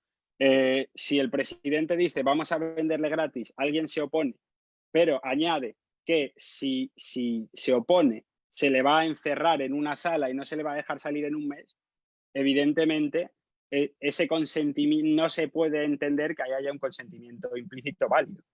Porque en caso de rechazarle no puede estar plasmada. Esto es, la idea de la coercitividad no puede estar plasmada en ese tipo de consentimientos, en tanto que si me das tu consentimiento con la daga detrás, ya está viciado el consentimiento. Incluso es un cuadro que siempre pongo de Caravaggio, ¿no? Los jugadores de naipes. El jugador está de frente, pero al final el jugador es el único que trae una daga. Entonces, tienes de dos, o consentir que el otro gane, o consentir que no gane, pero si no gana, pues te va a ganar por violencia. Entonces, ahí ya no es un consentimiento, pues, real, ¿no, Luis? ¿Cómo se manejaría en el campo del derecho? Bueno, simplemente se consideraría que no es un contrato válido, que es nulo de pleno derecho, ¿no? Y efectivamente, o sea, al final, para que un consentimiento implícito sea válido, es necesario que el hecho de rechazar ese contrato no me vaya a suponer a mí ningún tipo de problema o ningún tipo de obligación, digamos, ¿no? O que se lesione mis derechos, como sería este caso que propones. Luego hay más condiciones que se tienen que dar y recordemos que además se tienen que dar todas, porque luego veremos que el contrato social estatal no cumple ninguna. Entonces, Es una cuestión interesante. La segunda condición que se tiene que dar, o más que una condición un hecho, es que el disenso explícito prevalece sobre el consentimiento implícito. El disenso implícito es que yo explícitamente muestre mi negativa a recibir un determinado servicio. Es decir, por ejemplo, vamos a hacer como hemos hecho con la anterior, pues volvemos a un ejemplo de antes también, ¿no? Imaginemos que yo estoy en el restaurante de David. Esta vez David, yo pido un plato, David lo saca, hasta ese punto hay consentimiento implícito y yo ese plato tengo que pagarlo. Ahora bien, imaginemos que David me trae más platos, ¿no? Y yo le digo explícitamente, tráelos si quieres, pero yo no voy a pagar. Yo no los quiero y por tanto no voy a pagar. Y David es consciente de que yo no lo voy a pagar, ¿no? Pero aún así trae los platos y pues yo me los como. En ese caso, diríamos que hay un conflicto entre el consentimiento implícito por la aceptación de prestaciones, que es lo que decía antes, pero, como digo, prima el disenso explícito, es decir, yo explícitamente he dicho que no lo requiero. Oye, y en un ejemplo burdo, en un ejemplo un poco chabacano, pues que ustedes conformen el Estado, pero yo no le quiero entrar, ¿no? ¿Qué podríamos hacer Claro, en sí, esto lo analizaré ahora después. Ah, bueno. Sí. Después cogeré todas estas cuestiones y explicaré cómo el Estado no cumple ninguna de ellas. Vale. Sí. Entonces, la tercera condición es que no puede haber obligaciones incondicionales.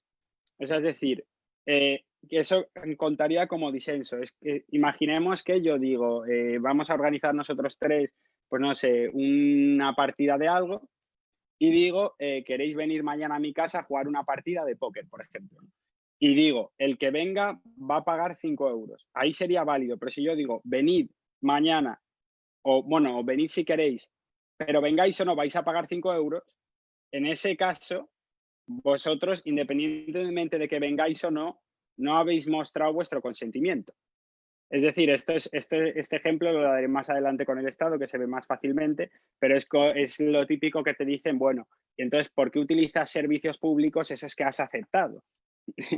Cuando realmente, digamos, eso yo no tenía ningún tipo de opción. Insisto que se trataba de una obligación incondicional, no estaba sometida a ningún tipo de condicionalidad.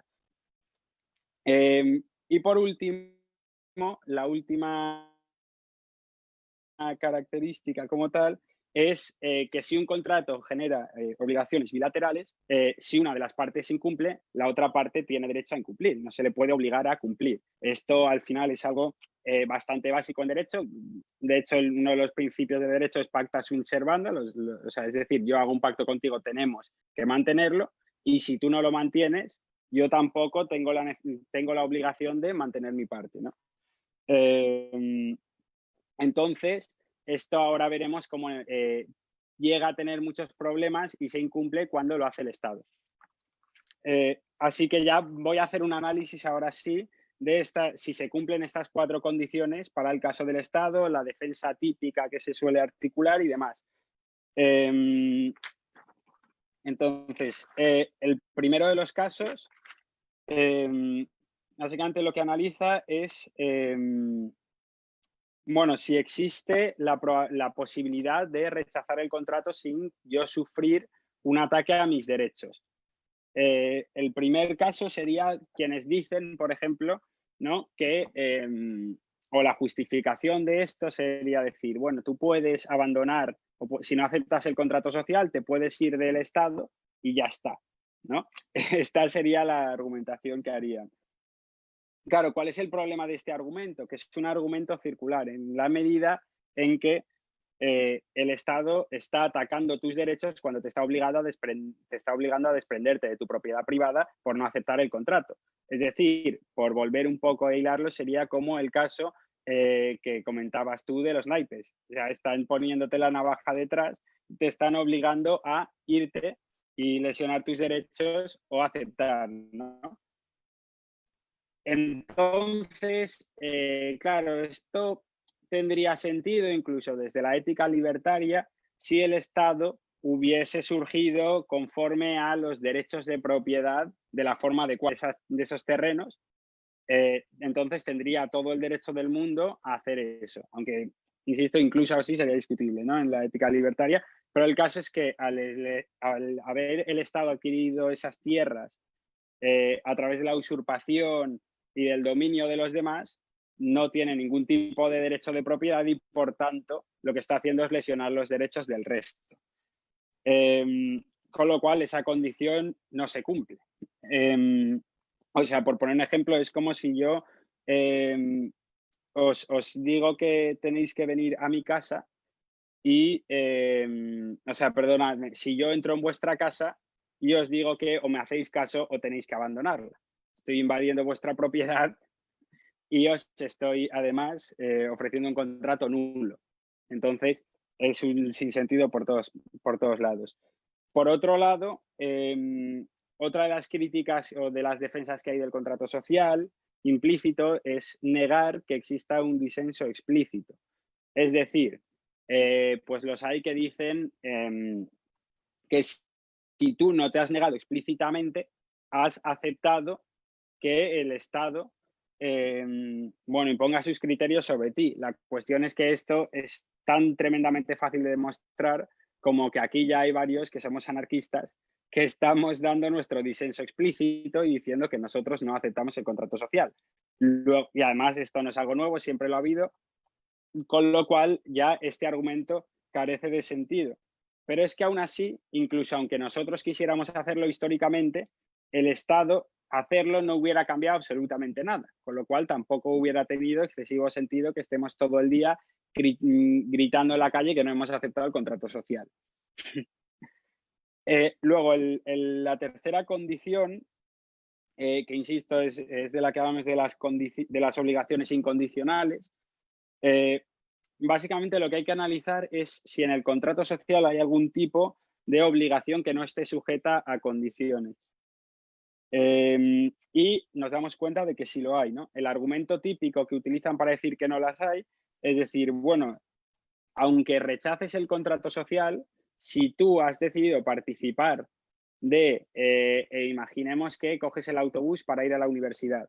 Si tú has decidido participar de ese servicio público o incluso educación pública, etcétera, tú ya has aceptado implícitamente ese contrato social a través de disfrutar las prestaciones que ofrece el Estado, ¿no? Entonces, claro, esto, quiero decir, la contraargumentación es muy simple, porque yo no he decidido, yo no tenía ningún tipo de opción sobre ese servicio. No, a mí me van a obligar a pagarlo igual, así que, evidentemente, no me queda otra que aceptarlo o no aceptarlo, pero como lo voy a pagar igual ya tengo una obligación que no está sujeta a que lo utilice o no, pues ya lo voy a utilizar. Y finalmente,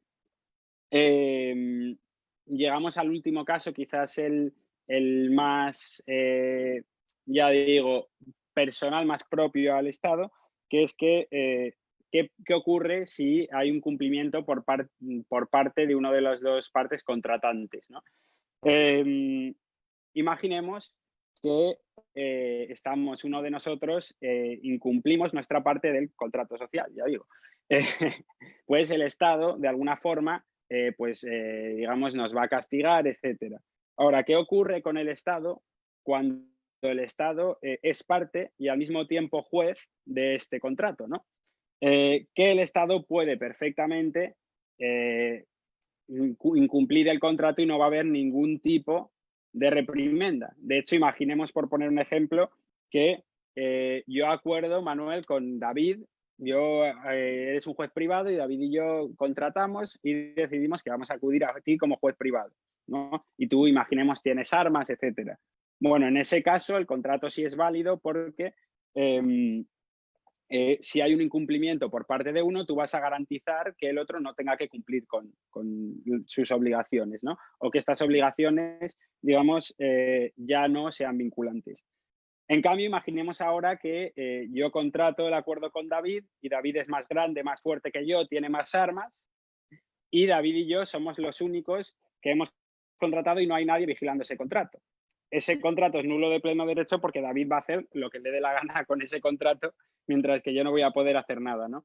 Con lo cual, tampoco se entendería en ese caso que pueda tratarse de un contrato válido.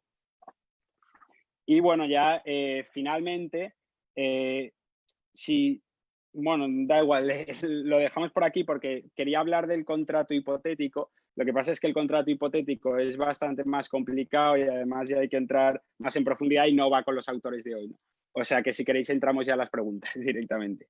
No, pues la verdad es que nos has dejado anonadados con tanta información. Yo trataba de anotar todo, pero muy bien, la verdad que indiscutiblemente bien, Luis. Y ya digo yo que vamos a tener un volumen 2 porque va a ser necesario. ¿Qué les parece que antes de entrarle al diálogo final, demos parte a los comentarios que nos han hecho a bien llegar para que la gente sepa que sí los leemos? Voy a rápidamente leer al excelso Manuel Endínez Álvarez, también Manolo, está por aquí. Buena, Manolo. Anda por acá, Manolo. Dice, la compasión, cuando hablábamos del tema de la compasión, sobre todo que citamos a Ayn Rand, y el objetivismo, dice, la compasión en Schopenhauer es la única forma de aquietar la voluntad, como de liberación. Dice que nos deja, pero que menciona a Carl Schmitt, el protergo, luego impongo, seguramente es el protejo, luego impongo, es el cogito ergo sum del Estado moderno. Espero que lo comenten. Estamos de acuerdo con Carl Schmitt. El protejo, luego impongo es el cogito ergo sum del Estado moderno. ¿Qué piensas al respecto, Luis, tú que eres abogado? Primero te protejo, luego te impongo. No te logramos. Está silenciado. Está silenciado, loco. Disculpadme. Sí, disculpadme. Bueno, yo creo que se entiende que, o hay muchos que entienden que es una forma de justificar la autoridad política, ¿no? O sea, muchas veces ocurre que, de hecho, así surge el Estado en muchas ocasiones, es un vecino que protege al resto, ¿no? Y luego parece que como les ha protegido, pues tiene potestad para cobrarles impuestos, para seguir defendiéndoles, etcétera. Y yo insisto en que esto está entre las condiciones que analizábamos ahora. Si yo no te he pedido que me defiendas y me vas a obligar igualmente, ahí lo que hay es precisamente una obligación sin condicionalidad, ¿no? En la que yo no he tenido decisión. Con lo cual, insisto, eso no es ningún tipo de contrato y lo que es un robo, como ha sido absolutamente siempre el Estado. A mí me gustaría también comentar esta cosa. Claro que sí, David, claro que sí.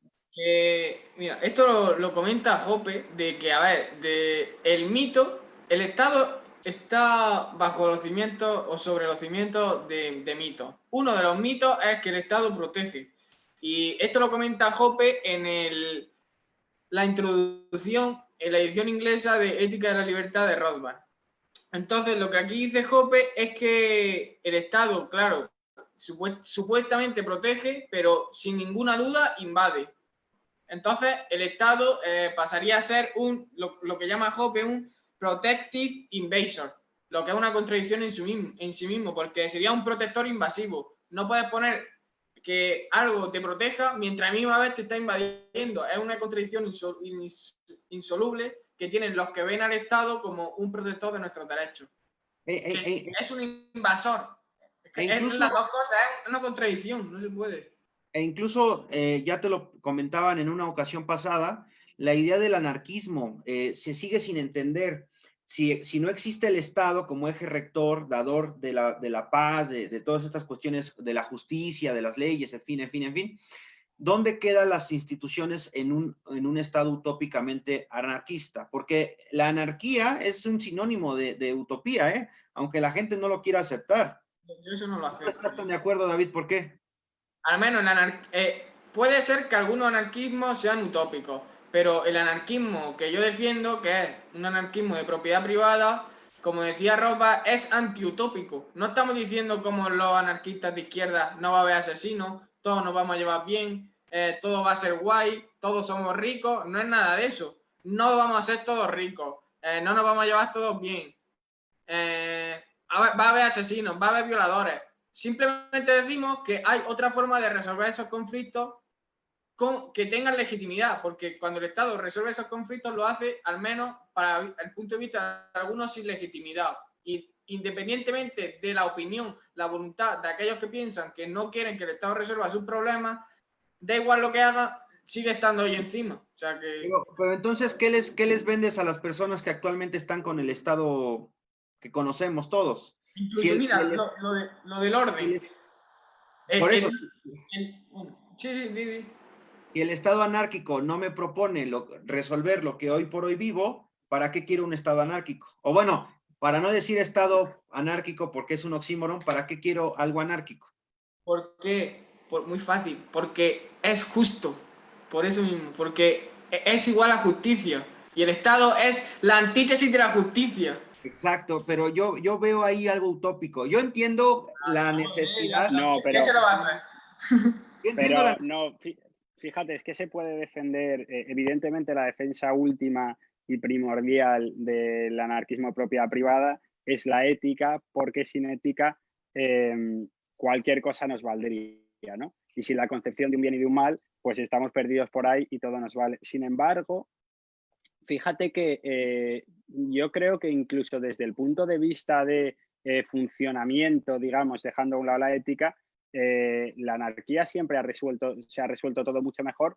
Y es más, es que si la justificación última del Estado, incluso si aceptamos el utilitarismo, va a ser defensa o justicia, por ejemplo, pues podremos tener el debate de defensa-justicia, pero el otro día, no me acuerdo quién comentaba, imaginemos ahora mismo que el Estado históricamente hubiera provisto de alimentos y de vestimenta a toda la población, ¿no? Aún habría mucha gente diciendo o preguntándose, pero ¿cómo podría pasar sin Estado que hubiera una provisión buena de camisetas o de alimentos, ¿no?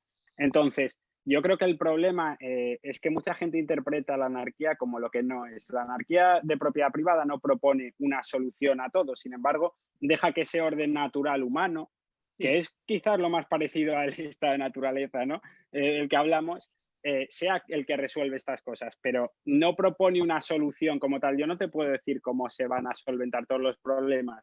Sí te puedo decir que se van a solventar mejor y de forma más justa si no existe el Estado.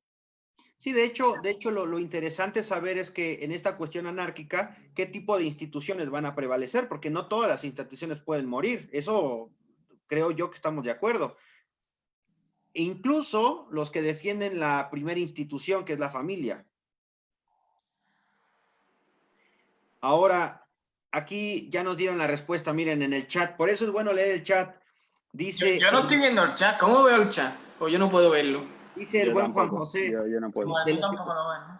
De lo que podríamos hablar es de una utopía realista, como dice Daniel Carneiro, ¿no? No una utopía. Carreiro, sí, la conferencia esa es buena, muy recomendable. Ah, que mira que posteriormente, Juanjo ya se anda haciendo promoción porque vamos a tener una conferencia con él hablando de Carneiro.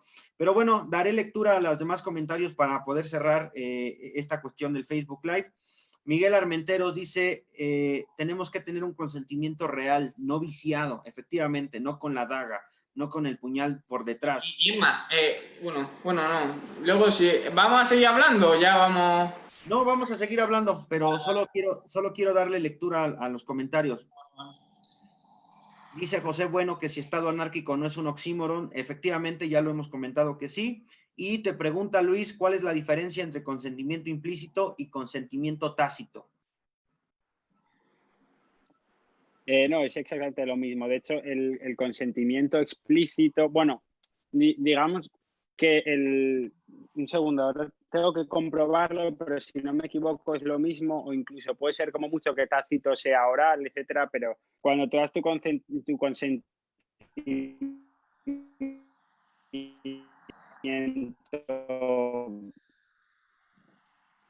tácito, Ahora, sí, yo entiendo que es un sinónimo, vaya. Ahora mismo... Yo creo que no, Luis. Yo creo que no. Que consentimiento expreso y consentimiento tácito son o sea, son consentimiento pero es diferente, ¿eh? O sea, bueno, sí, por eso sí, no, un segundín. Dejemos que Luis ordene las ideas, porque además no se le escuchó muy bien. Creo que también hubo un problema ahí. En este sentido, hay otra pregunta que nos dicen, bueno, no es una pregunta, es un comentario del excelso Miguel Armenteros Cuchades, dice, Yo creo que Locke hubiera criminalizado al Estado si no hubiera tenido que comer. Seguramente sí. Ahora, para poder pensar, lo primero que los filósofos y científicos necesitamos es el ocio, pensado como en el ocio cartesiano.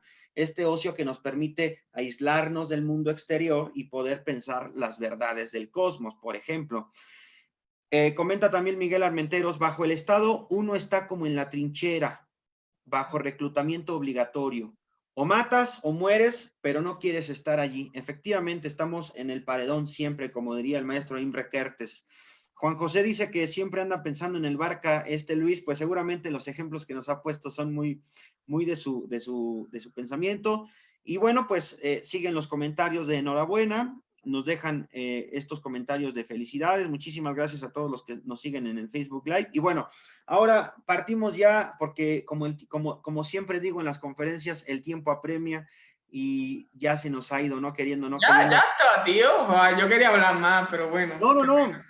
Todavía no nos vamos, todavía no es el cierre, pero digo que el tiempo apremia. Entonces, quisiera regresar ya con las últimas cuestiones antes de que nos corten por acá. A ver, nos quedamos en la política. Antes de esto, porque siempre lo pregunto a los ponentes que tenemos invitados por acá, sobre todo cuando es este tipo de planteamientos. ¿Qué piensan con respecto a lo que planteaba Alexis de Tocqueville? Que yo siempre lo digo porque es muy importante ese planteamiento. Libertad va en detrimento con igualdad. Ahora, para abonar un poco a la cuestión de Alexis de Tocqueville, voy a plantear lo que dice Norberto Bobbio.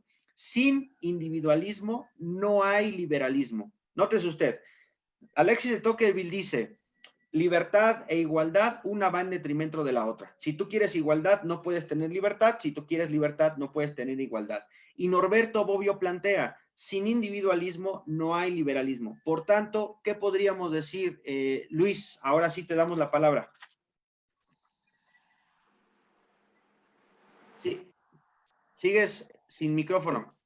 Vale, la pregunta es, sin individualismo no hay liberalismo, ¿correcto? Correcto. ¿Estás de acuerdo? Bueno, Sí, ¿no? Depende. Es que para mí no es lo mismo liberalismo que libertarismo. Bueno, pero pensemos el liberalismo como la acepción más grande que reúne a todas las corrientes ideológicas. Vale, sí, o sea, pensemos en libertad. Piensa en libertarismo, o sea, piénsalo como si dijera libertarismo. Sí, lo que sucede para la gente que nos está viendo en el Facebook Live, dentro del el liberalismo hay corrientes, ¿no? Se ha diversificado todo un mundo, toda una gama, entonces hay distintas concepciones, pero vamos a manejar liberalismo como la concepción más amplia de los términos mismos, ¿no? O como dice David, piensa en liberalismo como en libertarismo. Sí, bueno, a ver, yo entiendo que incluso, y esto además es igual en liberalismo, incluso dentro del mundo libertario, la unidad de análisis del mundo siempre es el individuo, ¿no? Y de hecho, toda la ética libertaria parte de la autopropiedad del individuo. Con lo cual, evidentemente, si partimos de ahí, pero es que incluso el liberalismo clásico parte de ahí, ¿no? Sin respetar los derechos de propiedad, si quieren llamarse, o incluso, como diría Locke, el derecho a la propiedad privada, a la vida, etcétera, del individuo, es imposible que pueda desarrollarse una sociedad libre. Exactamente, yo creo lo mismo. Ahora, corrijo el nombre del autor, ya nos los hicieron aquí llegar. Se apellida Carreiro, y creo que estábamos diciendo otro apellido. El apellido correcto es Carreiro. Sí. Ahora, sí, exacto. Y dice Miguel Armenteros, lo primero es socio, pero lo segundo plata, por supuesto. Uno necesita de dinero para poder estar bien. Ya lo habíamos platicado en otras ocasiones, ¿verdad? No podemos ser, todo mundo quisiera ser como Diógenes, dedicarse a pensar, pero hasta Diógenes anduvo mendigando, ¿no? Entonces, también no sé qué tan deseosos de vivir una vida tan ascética estaríamos dispuestos a entregarnos a este ascetismo completo. ¿Tú consideras el ascetismo una virtud, David? A ver, yo no sé. O sea, yo entiendo la virtud en sentido aristotélico, es el mejor modo de ser. No creo que el ascetismo sea el mejor modo de ser, vaya. De hecho, Aristóteles no está de acuerdo con la pobreza, ¿eh? No, además que es que la pobreza es necesario prosperidad material para ser virtuoso, porque si no tienes prosperidad material, no tienes los medios para conseguir los fines que requiere la virtud. Exacto. Ahora, cuando planteamos la idea de la política y el Estado, ¿creen que sean indisociables o sí se puede entender la política por una parte, esta política, por ejemplo, gregaria, aristotélica, el hombre es político por naturaleza, y el Estado como una concepción artificial de algo que no existe, como bien decía Luis, un contrato, como alguna vez decíamos, a mí que me enseñen mi contrato, ¿no? Claro, es absurdo, pero es muy Estado, real. no solo el contrato, el Estado en sí no existe ontológicamente. Que alguien me enseñe una foto del Estado y algunos objetarán, bueno, pues te enseño una foto del Parlamento, pues imagínate si los católicos te dijeran, demuéstrame la existencia de Dios y te enseño una foto del Vaticano. De ahí, de la foto del edificio, no se deduce la existencia del ser. Y por eso Dios tiene argumentos filosóficos posteriores a la teoría de la sustancia para demostrar su existencia ontológica. Ya la pido yo que me digan un solo argumento que demuestre la existencia ontológica del Estado. Es como dice, no me acuerdo, una americana anarquista que era muy buena y aplicaba muy bien el individualismo. Tú vas por los pasillos del Parlamento y ¿dónde ves al Estado? Es que no lo ves, solo puedes ver individuos, solo puedes ver personas, no ves al Estado. ¿Dónde está? Que le enseñen No, es una noción intangible, demasiado abstracta. Luis, ¿qué piensas al respecto? Luis se la ha ido, yo creo. Sí, se me ha ido un segundín. Ya estoy de vuelta, ¿correcto? Se ha quedado pasmado. Escuchamos, Vale, Luis. pero estoy de vuelta, ¿eh? Sí. Vale.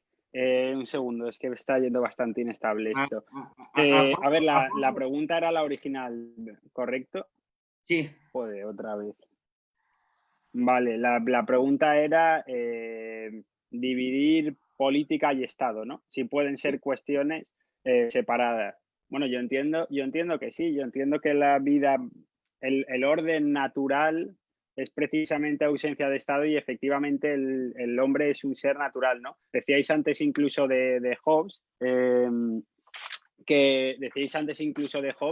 que efectivamente, ¿no? Es que incluso ojalá el hombre fuera un lobo para el hombre, porque ya sería mejor de lo que proponía Hobbes, ¿no? Y leí yo, de hecho, unos escritos que me pasó justamente David, ¿no? Sobre Kropotkin, que escribía, ¿no? Sobre que el ser humano siempre ha sido sociable y entonces tiene un libro que se llama El apoyo mutuo, ¿no? Y ese libro estudia cómo aquellas razas superiores, digamos, siempre han tenido, no sé si instituciones, pero han tenido formas de apoyo mutuo y el ser humano nunca estuvo solo, ni siquiera estuvo en familia, sino que actuaba en una especie de rebaños, ¿no? Pero ya por encima incluso de lo que es la familia. Entonces, entiendo que lo natural al hombre precisamente siempre ha sido que haya unas relaciones políticas, si queremos llamarlas así, y unas relaciones de apoyo, instituciones, etcétera.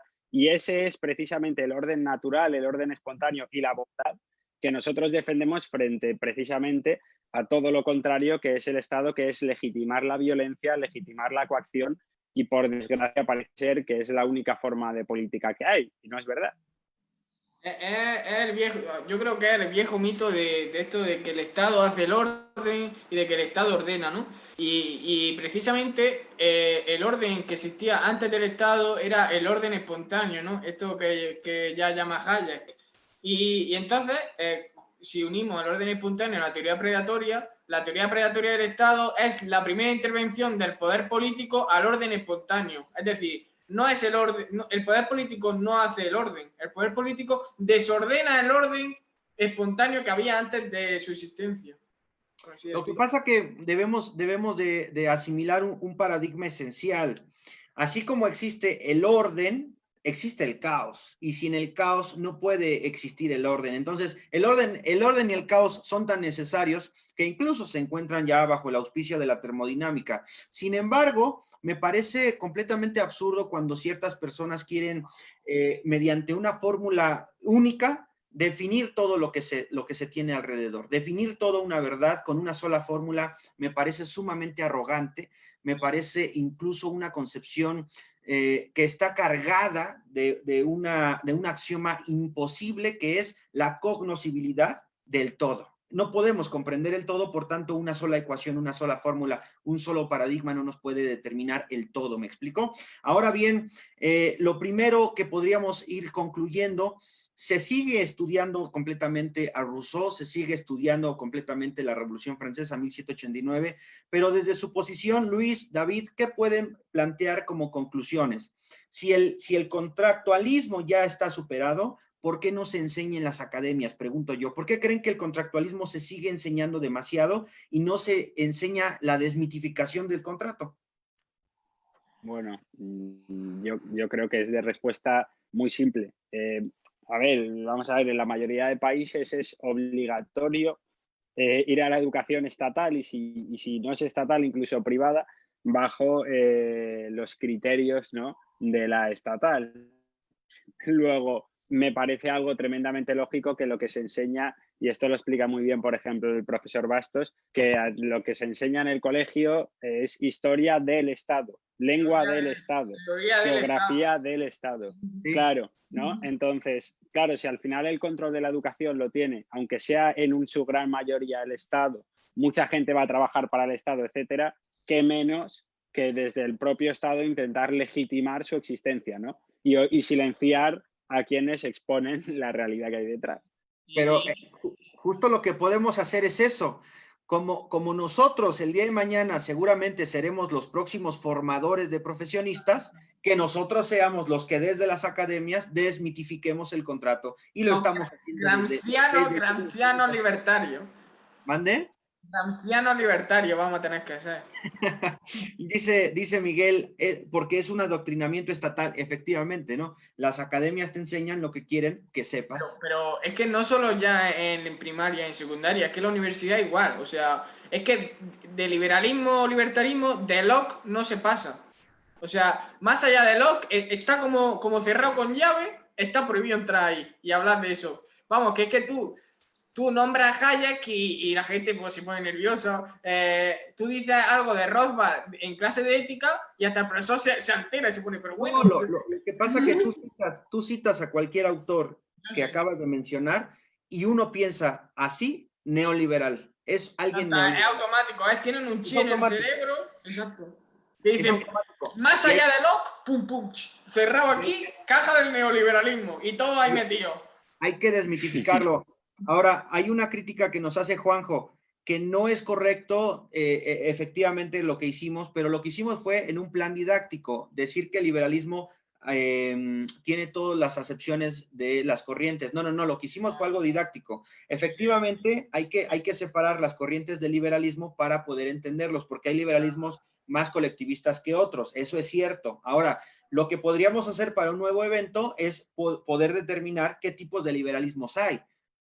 Eso podría ser y estaría bien el planteamiento. Pero amigos, el tiempo se nos va y no quiero dejar de leer que el Estado moderno no tiene castigo, es el castigo en sí, dice Miguel, y el contractualismo es uno de esos castigos. Por tanto, hoy vivimos en el castigo completo bajo un contractualismo que no existe, pero que poco a poco hemos ido desmitificando. Les cedo la palabra por una última ocasión para darle el cierre y en esta ocasión quisiera que se despidieran de nuestro público que muy a bien nos han hecho en seguirnos la transmisión en Facebook Live. ¿Qué les parece que iniciemos como al revés? Hoy inicia Luis. Luis, te cedo los micrófonos. Bueno, estoy, ¿verdad? Sí. Listo. Bueno, pues nada, lo primero agradeceros muchísimo tanto a ti, Manuel, como a Students for Liberty, como a David, que siempre además es un honor escucharos a los dos y siempre aprendo mucho de ambos y David tengo la suerte de estar todo el día aguantando sus chapas. Y ya por poner una nota más seria, bueno, yo creo que es importante hablar de estas cosas, ¿no? Y dejar claro que el fundamento último del Estado y la forma de legitimarlo o más próxima a legitimar lo que se ha encontrado es el contrato social, ¿no? Y yo creo que una vez desmontado el contrato social, poca cabida hay para la justificación del Estado. De hecho, y por hacer un breve apunte, y por si quieres guardarlo para otra, me gustaría aclarar que precisamente Locke, por ejemplo, es un referente liberal y eso no hay que olvidarlo. Entonces, por eso hay que distinguir bien entre el libertarismo y el liberalismo, que yo creo que es una distinción que no se hace lo suficiente a día de hoy y que efectivamente quien comentaba tenía toda la razón. Dicho lo cual, insisto que si el objetivo de hoy se ha cumplido, aunque sea con una persona, que es que se entienda un poco más, que se profundice, ¿no?, sobre la idea del contrato social, de por qué aceptamos que el poder político haga cosas que al resto no le aceptaríamos, ¿no? Yo creo que con que una persona se haya planteado eso ya ha merecido la pena. Así que nada, muchísimas gracias. Muchísimas gracias, Luis, completamente de acuerdo. David, siguiendo en este tenor de ideas, te cedo los micrófonos. Sí, pues nada, el placer es mío siempre de estar aquí hablando de estas cosas que nos gustan a todos. Y nada, que yo estoy a la disposición aquí para hablar de cualquier tema que más o menos maneje, de filosofía política, ética y estas cosas. Y eso, y yo simplemente quiero decir que mi visión del Estado, que para mí el Estado, yo no estoy de acuerdo con lo del contrato social y eso, pero que para mí el Estado es una entidad criminal peor que una mafia. Es una entidad, es una forma de crimen organizado, institucional y sistemático, que es lo peor de lo peor, es el mal encarnado. Y nada, y que eso, que el placer es mío y que cuando queráis yo estoy aquí otra vez de vuelta. Y espero que a todos les haya gustado y que hayan aprendido algo, aunque sea. Me gusta mucho tu idea, mordaz, pero me encanta que seas mordaz. Efectivamente, el Estado aplasta todo individualismo y por tanto, como dice el maestro Norberto Bobbio, sin individualismo no existe el liberalismo, no existe la libertad, no existe nada. Yo creo que lo único positivo de Rousseau que podríamos retomar es que a doquiera que va el hombre, el individuo, se encuentra encadenado y sobre todo encadenado por ese poder despótico que se llama Estado. Muchísimas gracias, Luis Fernández Ordóñez, David Marcos, nos vemos en una próxima ocasión. Muchísimas gracias a las personas que nos siguieron la transmisión en Facebook Live. Nos vemos en la próxima. Hasta entonces.